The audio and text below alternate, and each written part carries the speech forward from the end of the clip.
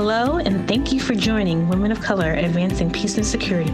My name is Ashley Burrell. I'm the Secretary of the Board for Women of Color Advancing Peace and Security. We will be producing monthly podcasts featuring women of color in the peace and security field, so please visit WCAPS.org regularly for more details.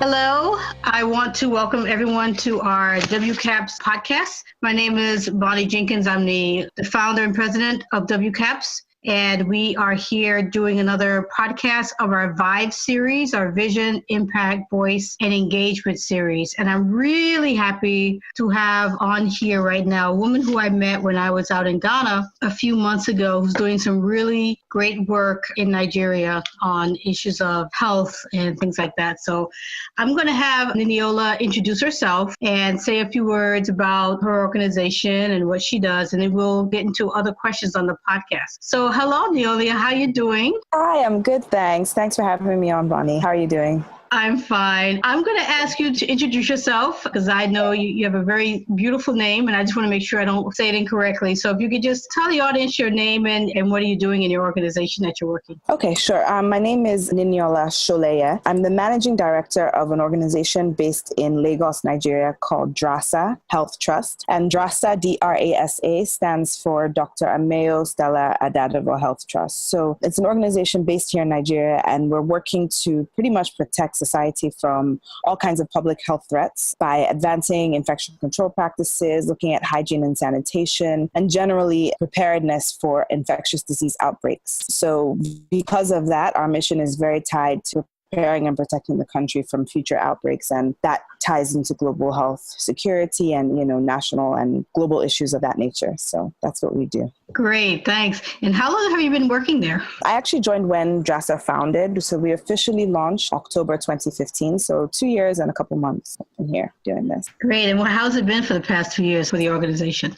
It's been good. It's a bit slow because even after the big Ebola outbreak in West Africa in 2014, which is what prompted us to start DRASA in memory of the doctor who was involved in helping to stop the outbreak here in Nigeria. Even despite the fact that we controlled it in Nigeria compared to the other 3 countries, getting system-wide change is always hard. So it's been slow, but we're making progress, we're moving, and we're very committed to this because it's clear that what happened in 2014, we don't want that to happen again. It started in a small village in Guinea and ended up in everywhere from Scotland to Spain to the US. I mean, this is what we're trying to work to prevent in the future. That's great. Having done some work on infectious disease when I was at State Department, I really appreciate the work that you're doing out there and how much you're working to try to avoid infectious disease. If you can't avoid them, because it's really difficult to do that, to be able to respond in a good way. So that's really important work. So where are you from, actually? I'm from Nigeria. I'm a U.S. citizen, but I was born in Lagos. Left, though, when I was 4. So I grew up in the U.K., London and Scotland, and also in the U.S. But my background, as far as my family and heritage, were Nigerian and actually part Ghanaian as well. My mom is Ghanaian. So West Africa, I guess, in general. But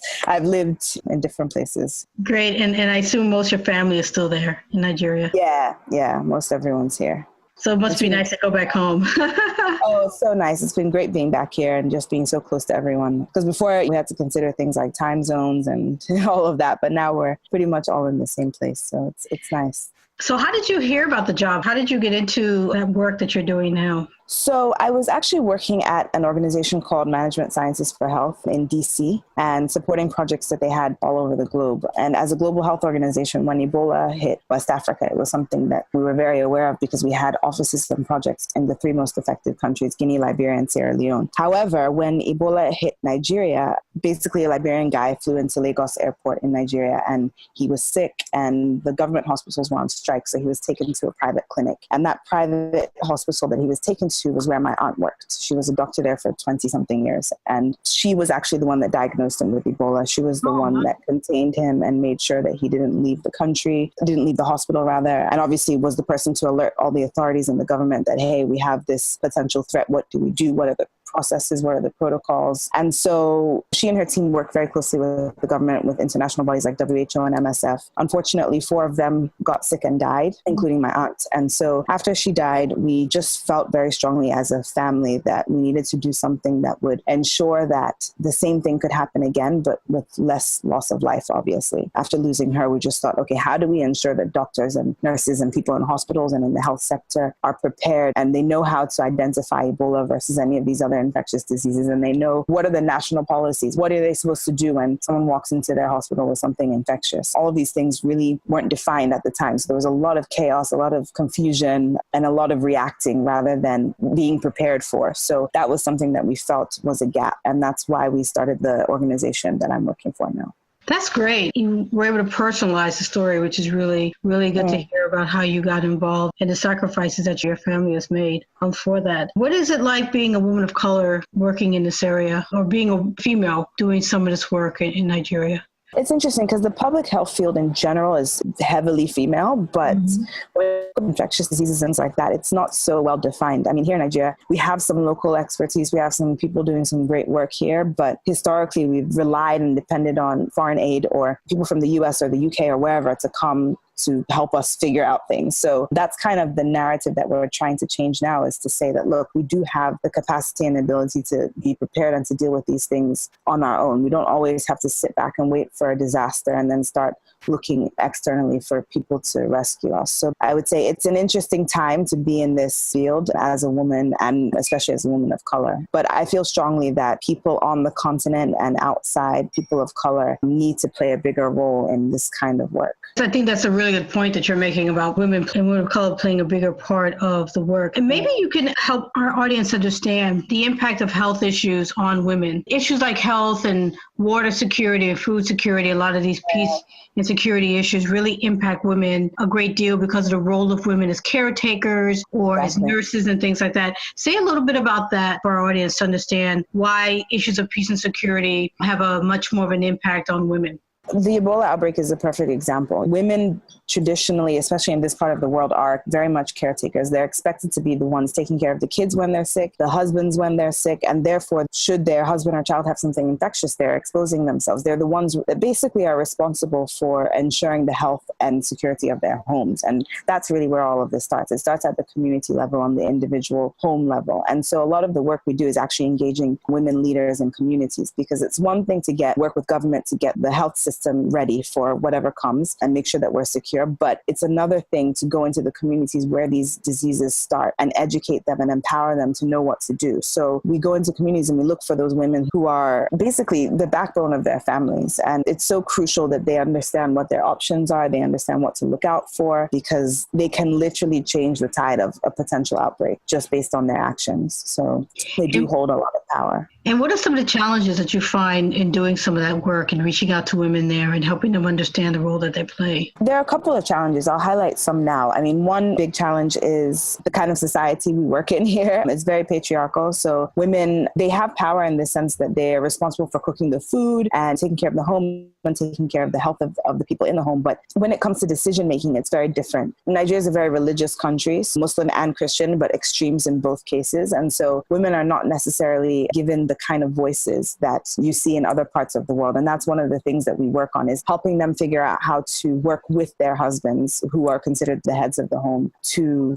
ensure that some of these things are done. And another challenge we have is just generally misconceptions. And that, I think, is just tied to the culture of where we are and what we're doing here. People think back to all these traditional customs and misconceptions about the use of modern medicine versus traditional medicine. Oh, we can't use that because it's actually going to make my child sicker. And so there's a lot of cultural things, I guess. And when I say misconceptions, sometimes it's even just a simple rumor that's spreading in a particular area about something. So those things you kind of have to just work through, engaging the community and people that live there, especially, like I said, the women, because if you can get the women on board, you can ensure that households are on board. And that's really the goal at the end of the day. So do you try to also engage the men to help educate them as well on this? Yeah, so we do that as a secondary level. Once we've gotten the women, we then encourage them to bring not just the men, but also their kids and engage them as well. But we find that it's always easier to start with the women. It just works out better and it has a better impact. Right. And you talked about some of this, but what are some of the unique things about working in Africa on some of these issues? It's a lot of what I said, we take religion very seriously, and religious beliefs and cultural beliefs and traditional beliefs trump a lot of things that are facts. And so working against all those things, and not just in the health sector, that cuts across just life here. And then dealing with the role of women. I mean, we still have so many issues, like in the north of Nigeria, it's a completely different place from where we are right now in the south. Northern Nigeria, you still have teenage brides, you still have women giving birth, even though they don't want to keep having children, but their husbands are either looking for more sons or, all of those kind of things. And they have no access to, even if they have access to contraception, they're not allowed to use it. So there's so many issues around empowering women and the need to really give them a voice and put them on the forefront and let people understand that by changing the life of one woman, the impact it's immense. I mean, you're looking at all of her children, you're looking at her husband, you're looking at her in-laws, you're looking at the impact that she has within her community, the role she plays in her community. And so I think it's challenging, yes, but the opportunities are huge. And we're in a time now where people are really looking to change things. And it's changing. It's changing slowly, but it is changing. That's good. So who are your role models? My role models, that's a good question. I would actually say that for me personally, my role models have been people that I've been close to in my life. So they were all my relatives. My late grandfather was an amazing man, a doctor, and I kept running away from the medical profession and the health field. But I ended up right back here because the people that I admired the most, my grandfather and my aunt, who was the one that we named Drasa after and who was involved in Ebola, those two were amazing doctors, amazing people, amazing caretakers. Just, there were so many things about them that I admired. And it's almost like it wasn't until they were gone that I realized it. So I can say those two are my biggest role models. Of course, young women are a very important part of all of this. Do you have much of an opportunity to speak to young women as well as the adult women in your work? Yeah. Absolutely. So we actually have a very strong school program and we're working in secondary school. So that's high school age. And so it's at a time when these women are deciding whether they're going to further their education. Some of them have no choice but to get jobs because their families need them to work and can't afford to send them to an institution for higher education. And so again, it's challenging. It's a slow change, but it is happening where you're seeing more and more of them actually wanting to advocate for themselves and say, this is my life and this is what I want to do with it. So those traditional, again, customs of you do what your parents say and you just shut up and take it kind of thing. It's changing slowly, but we're getting there. And so you're providing an opportunity to be mentors to a lot of young women. Yeah, it's important because my aunt's legacy, which is what we're trying to preserve and continue through DRASA and this organization, was all about making sure that people had the best opportunities possible. She was all about education and training and making sure that even within the hospital where she worked, her doctors knew what to do. And she was a mentor to all of the junior doctors in that hospital. They all looked up to her. They all knew they could turn to her for advice, and not just about doctor life, but personal life as well. And so that's definitely something that we're trying to continue through the organization. And so what would be some of your advice if a young woman wanted to get involved in some of the work you're doing, for example, in health, or just being involved in some of these areas where you're working so hard to improve the life of many people? What would your advice be for them? For me, I actually started as a volunteer. So I didn't know for sure exactly where within public health and global health and security, all those things that I wanted to be, but I knew it was something I was interested in. So I volunteered with an organization that was working in Kenya, and we were working to bring water and pipelines to villages that didn't have any. And the reason for that was because the children in those villages, their parents would wake up in the morning and go to work, and their jobs were to go and fetch water every day. So they couldn't go to school because they had to walk miles and miles to go and get water every day. And so that was when I realized that, wow, look at this. This is something so simple and so basic that everybody in the Western world takes for granted. You turn on the tap and there's water. These kids can't go to school because of that. And so I think volunteering and reaching out to people who are doing the kind of work that you think you want to do is a great way to kind of get your feet in and get your feet wet and kind of find out exactly where your niche is, because there's so many things you could do that have such a big impact with youth, with women. It's all part of the same mission. So I would say volunteering volunteering and reaching out to people and organizations that can even just have informational interviews with you, tell you about the work they're doing, their challenges, what they found that has been fulfilling in their work. Because I also think in these areas, you have to be passionate because it's hard. You're dealing with things that you're working against the norm right now. So we're trying to change the norm. And in doing that, if you don't have the passion, you can get tired and you can get burnt out. So it's very important to do as much searching around as possible to find what it is that you're so passionate about that you know, like, okay, this is it. I'm going all the way in. No, that's great. I very often tell young people, when they ask me what they should do, I always say, what is your passion? Yeah, exactly. I mean, what is it that you think that gets you up in the morning and makes you want to work hard on it? Exactly. And I think that's an important point that you're making. So thanks for that. And I also noticed that you raised the point of water security, which is one of the things that we're doing in WCAPS is trying to show how the different areas of peace and security and conflict really do interact. They are very much connected. So it's good that you raised that point about having to go and get water and not being able to go to school, because that impacts so many other things about what people can do and other challenges. So I think that's a good point that you raised. So I want to thank you for that one. Yeah, it's a ripple effect. So are there organizations in your part of Nigeria or Nigeria overall that focus on women issues and empowering women, particularly in peace and security issues? I'm just curious, because one of the things we're trying to do at WCAP's course is to liaise with a number of other organizations and to find out because a lot of interesting organizations exist that are focusing on women in peace and security and conflict. Just curious as to whether you're aware of any in Nigeria. Yeah, I'm aware of a couple, and I can do more research and get you some concrete contacts and stuff like that. But there are definitely people working on it, especially, like I said, in the northern part of Nigeria, because the northern part is Muslim and the southern part is Christian.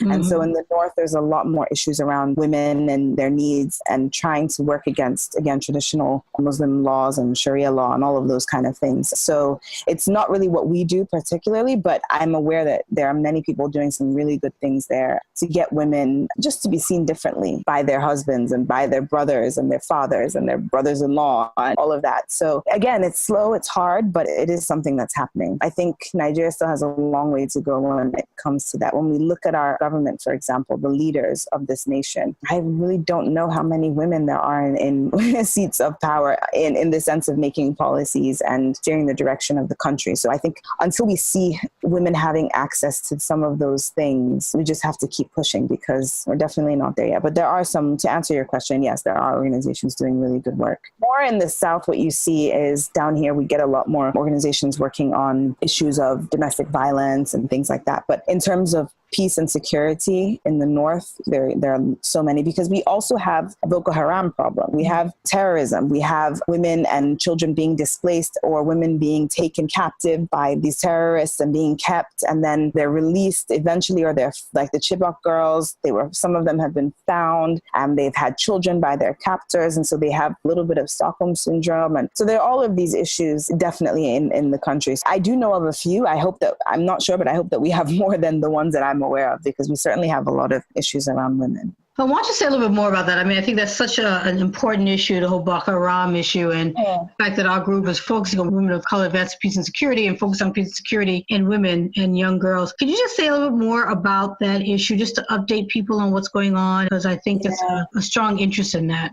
Yeah, I mean, it's no longer really being talked about much in the news or the media, but the threat is still very much there. People have still been displaced. And we have, I don't even know what the numbers are, but too many people who have been displaced. And so these IDP camps, IDP is internally displaced person. So these IDP camps have been set up all over the country. They're not government funded. So mostly it's UNICEF and donor agencies that are running them and are supplying the food and the toiletries and everything that the people in these camps need. But they're very informal settlements, and they're basically people who have been pushed out of where they live by the terrorists, and they have to settle in basically open plots of land wherever they find them. They're all over the state of Lagos. They're all over the South. And many of them have traveled far, far, far from their villages in the North. And again, this ties into women, because you've displaced a woman from her household. She still has to care for her husband and her children. She still has to find food for them. Her husband still has to go out and try and find work in a new state where maybe he doesn't speak the language. And there's so many challenges around the terrorism angle of things and the impact that it has on this current generation, the current family structures and future. Because when you think of the kids that have been displaced, it's like they're growing up in a place that's not where their parents grew up. They're growing up in a place that they now have to adjust. And what are the chances that they're really going to school and getting the kind of education that they need when their parents are struggling to feed them? It's a big challenge, and I think it's ongoing. Let's leave it at that. Yeah, I mean, I definitely want to do a podcast on just issues of IDPs and displacement and how it affects women and the role that women are playing to take care of their families and strengthen women to get through that. I would love to do some discussions on that, because I think that's a very important issue. It is.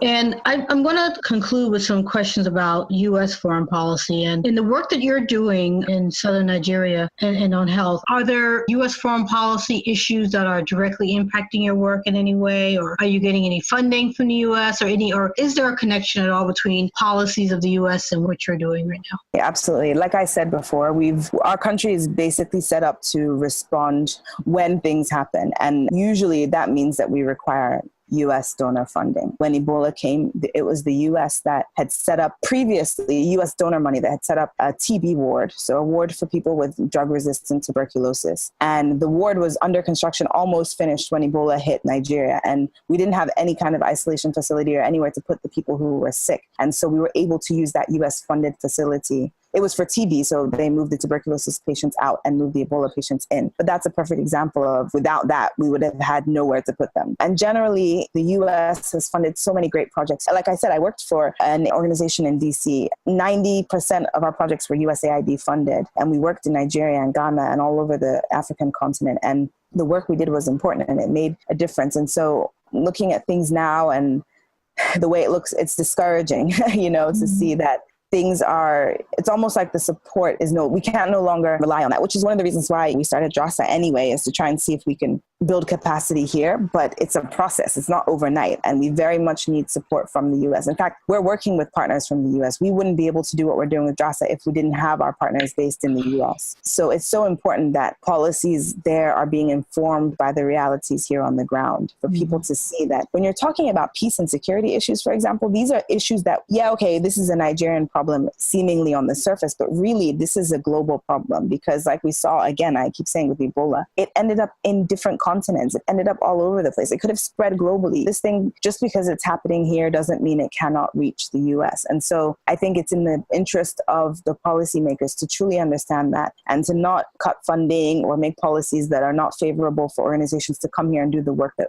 is needed to support the people like us here on the ground trying to make a difference. Great. And I totally agree with you in everything you're saying. These are global problems. And the U.S. has played, as you said, has done a lot of funding and resources and time. Yeah. And hopefully that will continue. It's a challenging time here in the U.S. Policies and the things that are being said and done, but hopefully calmer and reasoned minds will prevail. I definitely want you to encourage your colleagues out there to go to our website, WCAPS.org. It is a global organization. It's new, as you know, started in September, but we definitely want to have a lot of members. We want to start developing some working groups around certain issues and developing some dialogue and developing networks. So please do share with your friends the existence of the group. Even though we're in the U.S., it's definitely a global organization because, as you said, these are all global issues. Peace, security, conflict. They're not domestic in the sense that they don't affect other people, even though people don't realize it. These things really do. I think for the last thing I would ask you, an organization like WCAPS, which is really dedicated to a network for women of color, a place for dialogue, a place to discuss real substantive issues, to hear from great women like you who are doing wonderful things out there around the world. What is it that you would like to see WCAPS do? What would it be? I think, to be honest, what you've just described, I'm not aware of any other organization doing what you're doing, bringing women of color together, giving us a voice, giving us a platform to get to know know each other, to promote what we're doing, and just generally to encourage others to join us. I think it's very important. And I look forward to the working groups like you've talked about and just really making those connections. I'm so glad that we were able to meet in Ghana and really talk about this because it's amazing. And I look forward to events and maybe conferences and things like that also in the future where we can really support one another, because it's so important. Like I said, we're all passionate about what we do, but maybe we're all doing it in silos. We don't all know each other. We can't really see the ways we can support. But once we're all together on a platform, united in a group, it just makes it easier to get those things done. So I'm very much looking forward to what's going to come out of WCAPS. Well, great. And this has been really a nice interview. And really want to thank you for taking the time to do this. I know you're different hours from me here in Washington. Thank you so much for all the hard work you're doing, the work that you're dedicated to, the sacrifices your family has made for all of these issues dealing with health. And really want to thank you again for being part of our WCAPS early days of our work. So others who are out there, definitely join the membership and continue to listen to our podcast that we'll be doing in the future. So thank you again. Thank you. Okay. Thank you for joining Women of Color Advancing Peace and Security. Please visit WCAPS.org. That's WCAPS.org.